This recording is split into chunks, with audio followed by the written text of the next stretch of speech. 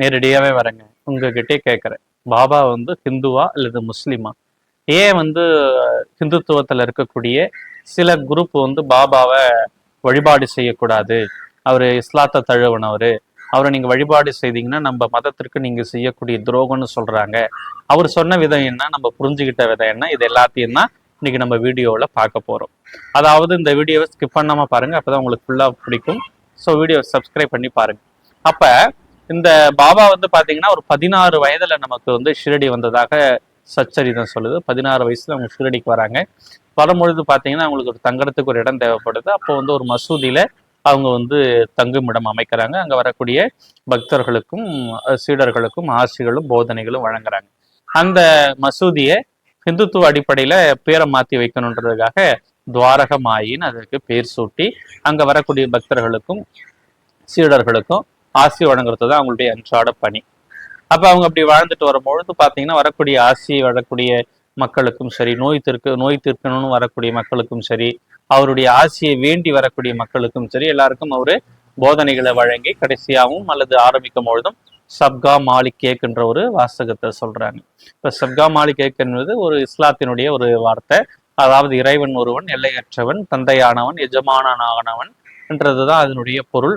So இதை வந்து ஏன் வந்து பாபா சொல்றாங்க, அப்போ அவங்க இஸ்லாத்தை தழுவினவங்களான்னு ஒரு கேள்வி வருது.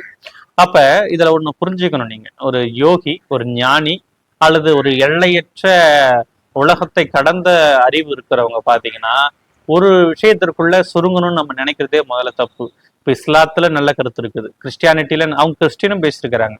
அப்ப கிறிஸ்துவத்துவ போதனைகளை நம்மளுடைய இயேசு கிறிஸ்துவை போல ஒரு மனிதனை நேசிங்க, அதாவது அவர் காயப்படுத்தும் போது அவங்க நல்லா இருக்கட்டும், எதிரிகள் நல்லா இருக்கட்டும் நினைக்கிறாரு பாருங்க, அந்த மனம் நமக்கு வந்தா நம்மளும் ஞானியாகலாம் அல்லது கடவுளாகலான்ற ஒரு போதனையை அவங்க முன்மொழிகிறாங்க.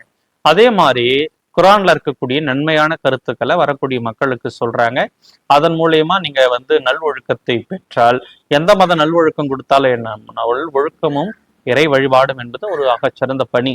ஸோ அதற்காக அவங்க செய்த விதம் தான் இந்த இஸ்லாம், கிறிஸ்டின், ஹிந்துசம் எல்லாமே ஒன்றுதான். அவங்க சொன்ன வார்த்தையும் அதை தான். இப்போ போயிட்டு மசூதியில போயிட்டு நெருப்பு எரிக்கிறாங்களே, அது ஒரு ஒரு தாற்பயத்துல பாத்தீங்கன்னா ஒரு பேரடாக்ஸ் தான், ஒரு முரண் தான். மசூதியில போயிட்டு நெருப்பு எரிக்கலாமா, எரிக்க கூடாது தானே. அப்ப அவர் எரிக்கிறாங்கன்னா அப்ப அவங்க இந்துத்துவத்தை வந்து அங்க வந்து வழிபாடு செய்யலாம், இந்துக்குடைய விளக்கு ஏத்தலாம், அல்லது இங்க என்ன ஆரத்தி காமிக்கலாம், எனக்கு சந்தனம் தடவலான்னு அவங்க எல்லா விதமான சகல ஃப்ரீடமும் நமக்கு ஏன் தராங்க? அப்ப என்னை பார்க்க வரவங்களுக்கு எந்த விதமான ரெஸ்ட்ரிக்ஷனும் கிடையாது.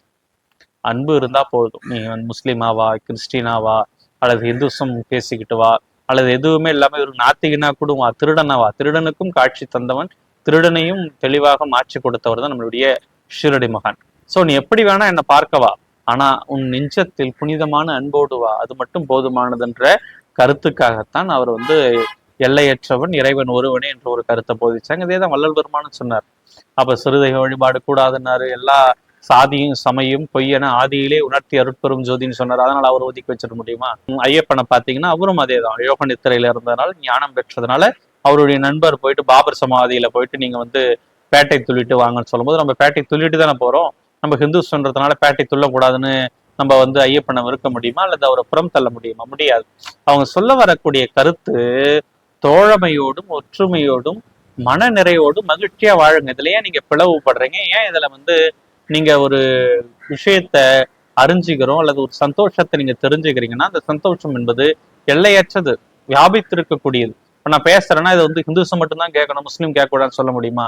என்னுடைய அறிவை 4 பேருக்கு கடத்தணும், அவ்வளவுதான் விஷயம். அதே மாதிரிதான் என்னுடைய அறிவை 4 பேருக்கு கடத்துறோம். பாபாவுடைய அறிவு 4000 கோடி பேருக்கு கடத்தலாம். அப்ப எத்தனை கோடி வேணா ஜீவராசிகள் பயன்பெறலாம், மனுஷன் மட்டும் இல்ல, மிருகம் பயன்பெறலாம், ஒரு புழு பூச்சி கூட பயன்பெறலாம். அப்ப உங்களுடைய அறிவு என்பது எல்லையற்றது, எல்லாருக்குமானது, நமக்கு மட்டும்னு நம்ம உரிமை கொண்டாடக்கூடாது. அப்ப ஒரு ஞானி, ஒரு அறிவு நிறைந்தவர், ஒரு எல்லையற்ற அற்புதங்களை செய்யக்கூடியவர் ஷிரடி மகான்.